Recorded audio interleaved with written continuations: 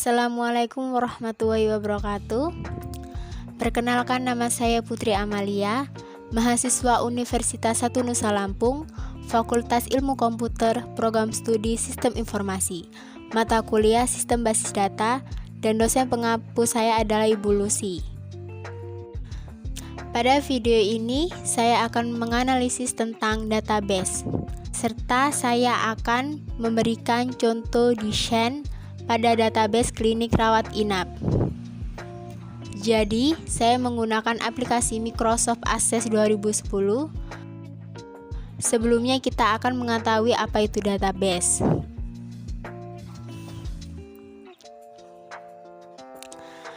Database atau basis data adalah kumpulan data yang dikelola sedemikian rupa berdasarkan ketentuan tertentu yang saling berhubungan sehingga mudah dalam pengolahannya.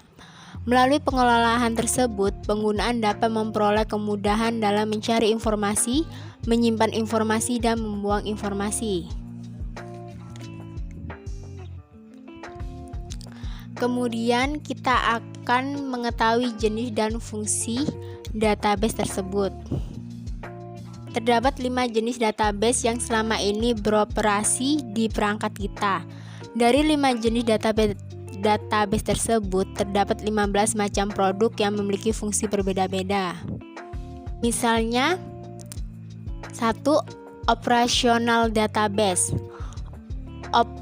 Operational database atau biasa disebut dengan database OLTP, Online Transaction Processing, berguna untuk mengelola data yang dinamis secara langsung atau real time.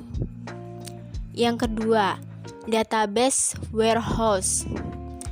Database warehouse adalah sistem basis data yang biasa digunakan untuk pelaporan dan analisis data.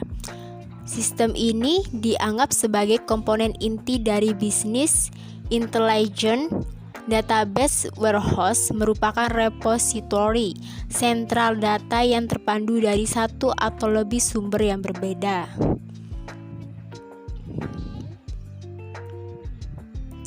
Yang ketiga, distributed database. Distributed database adalah basis data yang perangkat penyimpanannya tidak terpasang pada perangkat komputer yang sama. Basis data tersebut disimpan di beberapa perangkat komputer yang terletak di tempat yang sama atau tersebar melalui jaringan komputer lainnya yang saling berhubungan.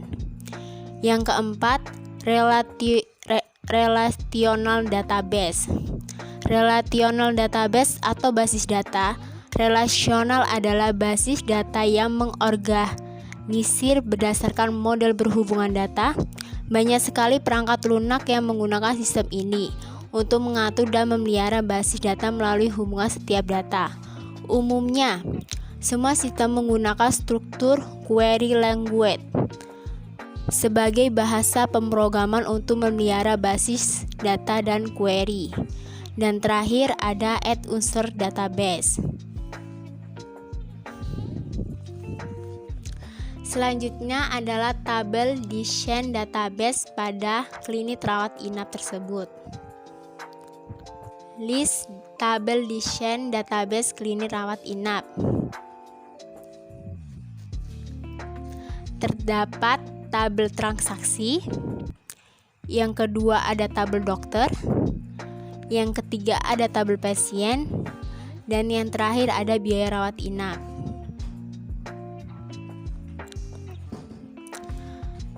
Pada tabel-tabel ini saling berhubungan untuk membuat program database dapat dijalankan dengan mudah. Berikut ini merupakan desain database klinik rawat inap. Dalam tabel tersebut, ini saling berhubungan untuk membuat program database dapat dijalankan dengan mudah. Contohnya, pada tabel transaksi klinik, terdapat kode kelas yang juga ada pada tabel biaya rawat inap. Fungsinya adalah untuk mengetahui biaya yang sesuai dengan ruangan pasien. Untuk mengetahui data pasien tersebut, pada tabel transaksi klinik ini kita akan memasukkan kode pasien yang kemudian dihubungkan dengan kode pasien yang ada pada tabel pasien. Begitu pula dengan kode dokter yang dimasukkan pada tabel transaksi klinik. Demikian keunggulannya menggunakan database untuk mendata banyak data-data secara terstruktur dan mudah. Selanjutnya, ini merupakan program yang telah saya buat pada Microsoft Access 2010 yang di dalamnya telah terdapat banyak data. Saya memilih klinik rawat inap oleh karena pembuatan data pada klinik rawat inap tersebut lebih simpel. Oke. Saya akan coba menyalakan switchboard ini untuk melihat data-data tersebut. Oke, mari kita klik. Jadi di sini terdapat menu transaksi klinik yang di dalamnya ada manajemen tabel, laporan serta tombol keluar.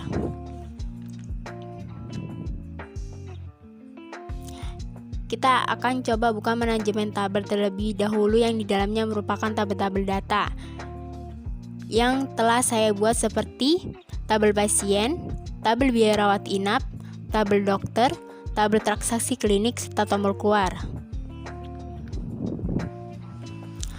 Tabel tersebut merupakan contoh tabel pasien yang di dalamnya terdapat data-data pasien seperti kode pasien, nama pasien, alamat pasien, serta nomor telepon pasien dan nomor telepon keluarga. Langsung kita masuk ke dalam biaya rawat inap.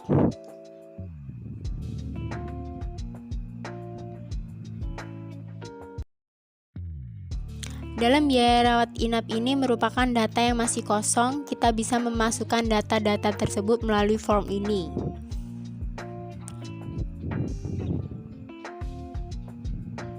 Selanjutnya kita akan memasuki tabel dokter.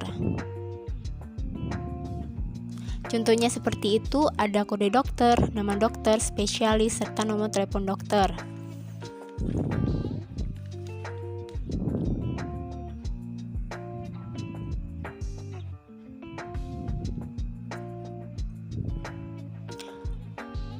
Oke, demikianlah penjelasan dari saya tentang database serta contoh-contoh tersebut.